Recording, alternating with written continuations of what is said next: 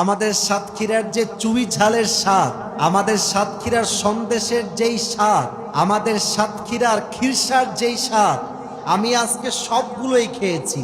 একবার যে খাবে আজীবন এই স্বাদ সাতক্ষীরার কেউ ভুলতে পারবে না।